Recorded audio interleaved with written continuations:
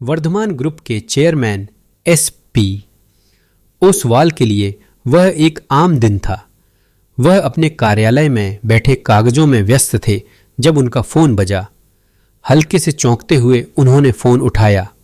दूसरी तरफ से एक गंभीर आवाज आई, श्री ओसवाल, मैं सेंट्रल ब्यूरो ऑफ इन्वेस्टिगेशन से ऑफिसर राजेश बोल रहा हूं।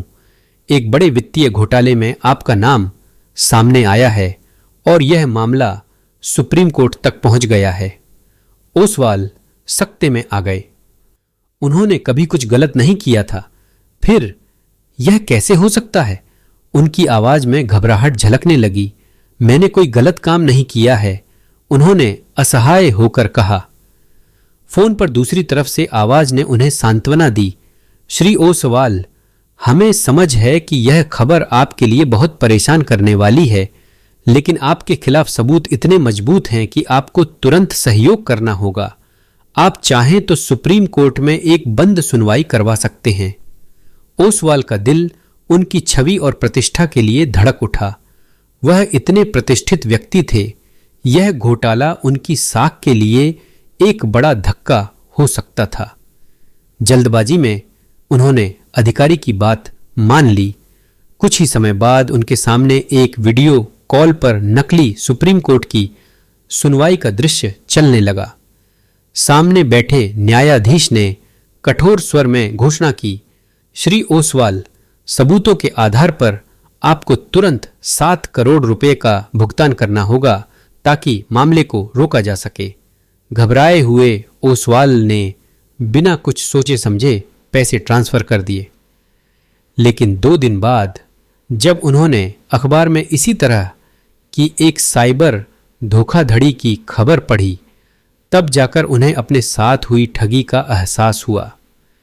अफसोस की बात थी कि तब तक बहुत देर हो चुकी थी। लखनऊ यूनिवर्सिटी में एक अलग ही कहानी चल रही थी। प्रोफेसर डॉ.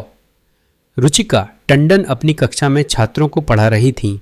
अचानक उनके फोन पर एक कॉल आई। दूसरी तरफ से एक गंभीर आवाज ने उन्हें संबोधित किया, डॉ. टंडन, मैं दूरसंचार नियामक प्राधिकरण TRAI से ऑफिसर मेहता बोल रहा हूं। आपके नंबर से संदिग्ध गतिविधियां दर्ज की गई हैं। हमें आपका सहयोग चाहिए। डॉ. टंडन, जो हमेशा नियमों का पालन करती थीं, यह सुनकर चौंक गईं। उन्होंने जवाब दिया, लेकिन मैं तो एक प्रोफेसर हूं, मुझे समझ नहीं आ रहा, यह कोई गलती होनी चाहिए। आवाज़ ने कठोरता से उत्तर दिया, मैडम, ये बहुत गंभीर आरोप हैं, हम इसे निजी तौर पर सुलझाना चाहते हैं। आपको तुरंत 2.81 करोड़ रुपए ट्रांसफ़र करने होंगे ताकि मामला रोका जा सके। डर और संकोच में डॉ. टंडन ने अधिकारी की बात मान ली और पैसे ट्रांसफ़र कर दिए। कुछ दिनों बाद जब स्थानीय अधिकारियों ने उन्हें सूचना दी कि यह एक साइबर ठगी थी, उनके दिल में पछतावे की लहर उठी। वह ठगी का शिकार हो चुकी थीं और उनका पैसा हमेशा के लिए जा चुका था। गुजरात के राजकोट में विजय नाम का एक व्यापारी अपने स्टोर में व्यस्त था जब उसके व्हाट्सएप पर एक मैसेज आया।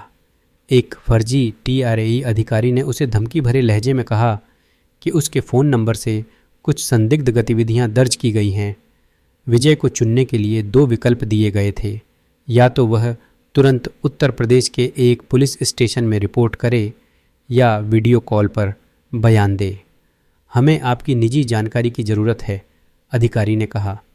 विजय को अचानक शक हुआ, किसी भी अधिकारी को उसकी निजी जानकारी की इस तरह ज़रूरत क्यों होगी। उसने बहाना बनाते हुए कहा कि वह सभी लेन देन नकद में करता है और उसे कोई ऑनलाइन ट्रांजैक्शन की जानकारी नहीं है।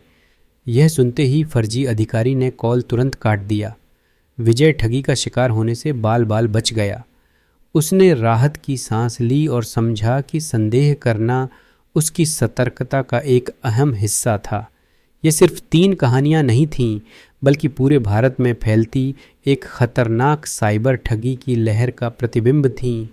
S.P. ओसवाल, डॉ. रुचिका टंडन और विजय की तरह न जाने कितने लोग इस प्रकार की ठगी का शिकार हो रहे थे।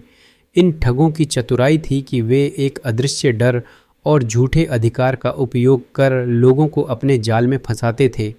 इन घटनाओं से एक अहम सीख मिलती है। डिजिटल दुनिया में सतर्क रहना ही सबसे बड़ी सुरक्षा है। पहचान सत्यापित करना, किसी भी संदिग्ध कॉल पर तुरंत प्रतिक्रिया न देना और हर मामले में ठंडे दिमाग से सोचना आवश्यक है। अगर कोई ऐसी धमकी मिले तो तुरंत साइबर क्राइम पोर्टल पर रिपोर्ट करें।